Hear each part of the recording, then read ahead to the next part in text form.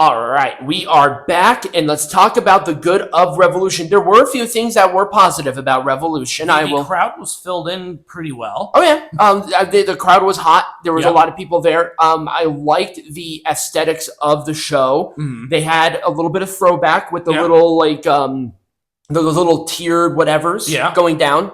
I thought that was kind of cool. It was kind of like a mix between the throwback. We didn't see the condoms, which was a plus. I don't know why they thought the little condoms were a good idea, but we'll most likely see them back for Dynamite. Did we see them for Dynamite? They weren't there for Collision, but apparently Collision was here. I had no idea. I had no idea Collision was here either. This match, even though that that face plant that MJF took was scary as shit. Yep. I did like this match. It was a fun opener. I did like the story was kind of back and forth, but you're going to at least get a quality match with some good story with an MJF match. So, and of course, again, the story was, better than others I have seen. Yep.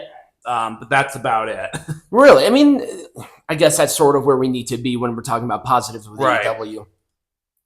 This was awesome. The Hollywood ending. This was exactly what it needed to be. It was hardcore. It was bloody. There were a lot of people, especially guys, who were like, I don't like to see women bleed in wrestling. I don't care. Yeah. If women bleed in wrestling, I think it's fine. It needed that. It needed a good send off, and they did not a banger job, but they did a pretty good job at it. Blood is a tool to be used in a very intense rivalry. This was a very intense rivalry. So and now it's ended, and now Mariah May is doing something stupid. What is Mariah? I don't even know what Mariah May is doing now. I don't even know what Toni Storm's doing something with Megan Bayne. Oh, yeah, that's right. Yeah, that was stupid. But overall, I did like this. This was a very positive thing for me. Yes. I kind of wish it was higher up the card, but you know what? That's being nitpicky. Hey, at least it's better than having the TBS title way up the card. Right. So, I really like this match, but the ending was weird. But at the same time, I don't think it killed the integrity of the match. No, and they're thinking about merging the titles. They need some really good matches going into Texas, and so Kenny Omega having the international champion. Okada having the Continental. Let's get rid of the Continental. Yep. If they really want to have their little jerk-off sesh with the international champion, it's fine. Yep. But the Continental was a title that should have never been done. Now, if the Continental was like, you only defend the Continental champion at the Continental Classic tournament, fine. Because at the very least, it's limited. Right. But it wasn't. They just started defending it regularly. Yeah. But yes, this was a good match overall. But with the good, you have to have the bad. There were some bads.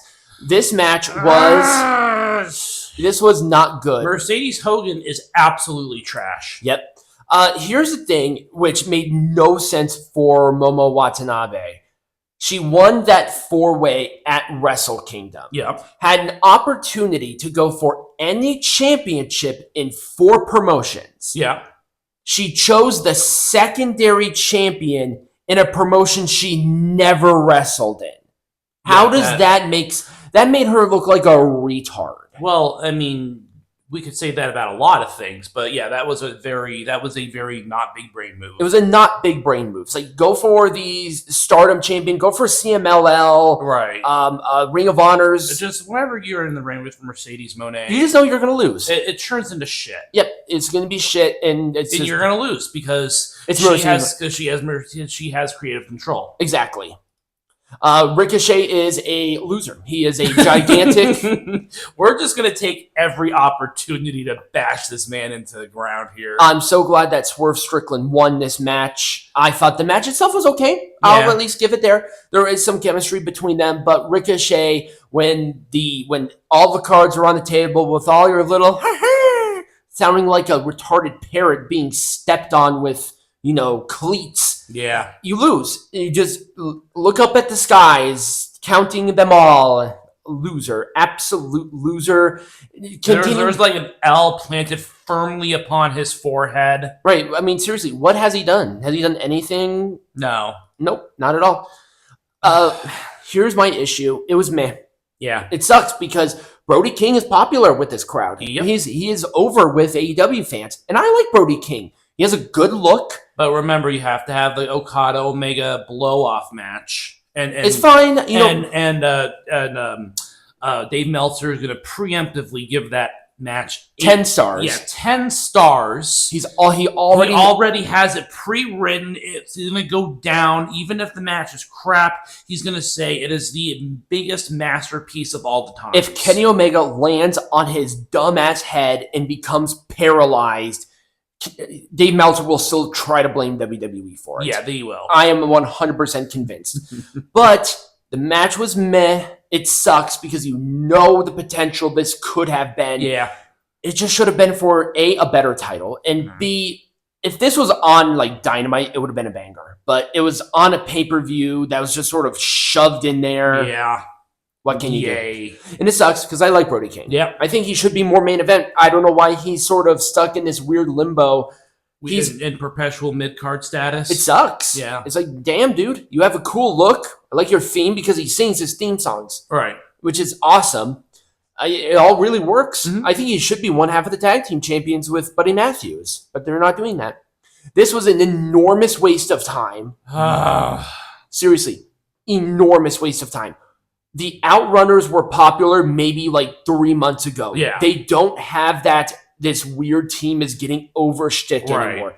This is not sellable to anybody. It's not palatable. And you know the enormous black guy and the still somewhat large but smaller black guy is going to destroy you. With the black manager is going to kill you. Right. Just that knee and spear. It's a cool... I think Benjamin and Lashley actually have a good tag flow to them. Yeah, they've been teaming off and on for a while. That's true. Well, the problem is that Lashley was more the main event guy in the Hurt Business. Yep. And it was Shelton Benjamin and Cedric Alexander who were as a secondary role. Right. Yeah. So that's but fine. I think right now AEW is doing pretty good with Hurt Syndicate. Well, they're just copying whatever WWE did to make them successful, and then they're going to somehow find a way to blow it. Right. So far, they're fine. The theme song is cool. They do have a aura to them, which is working. I think that MVP probably has a lot of sway over the creative direction of this because he doesn't want Tony Khan to absolutely take a gigantic log over this tag team. Right, exactly. All right. Well, we just have to do this, get it out of the way because you know it was going to be bad. Jon Moxley is not a good world champion. Jon Moxley absolutely sucks, and he is tearing this company down to the ground. He is taking a chainsaw to it. The fact that Cope is so much of an egomaniac that he was like, I don't want to be pinned, where they had to take Christian. His best friend and sacrifice him. In order, and Cope doesn't fucking care either. No, Cope is just there for the money.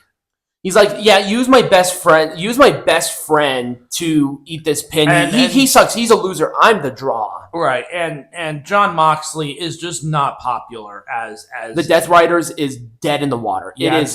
It is dead it's been dead in the water since moment one. Yep. No momentum. It needs to die. It needs to be efficiently cut. Elon Musk, where are you? Right, it's silly. This is silly. Yeah, seriously, Musk, please, for the love of God, buy AEW. How awesome would that be? That would be phenomenal. He'll put all of the shows for free on X. That'd be awesome. That'd be so cool. He buys AEW. He would immediately sell it to WWE too. Yeah, he'd sell it to TKO in like a heartbeat. That would be hilarious. There should be a storyline where Elon Musk takes a bunch of people and Tony Khan takes a bunch of other people and they have like this big thing for control of AEW. It would be so over the top.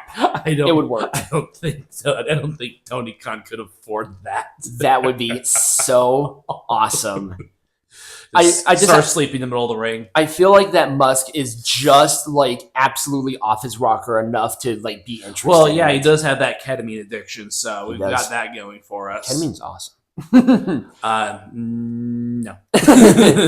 But yeah, overall, this was one of the weaker AEW shows, and usually they pull off bangers for their pay-per-views. They're the weakest of the year so far, I think. Well, it's only March. Yeah. What's their competition? I don't know. I'm giving it an Orange Cassidy thumbs down. Yeah. I was going to give it a full thumbs down, but there were there were matches that were good. Yeah, there were looking back on it, there were some things that I really did enjoy. With the aesthetics, the crowd was hot. So I'm like, all right, maybe it's not like a full thumbs down stinker, because really up to the main event, it was like Orange Cassidy thumbs up. Mm-hmm. But this main event and everything that happened after it. Yeah, it's just an absolute shit. Yep. So when we come back, we have a very special match. Yay.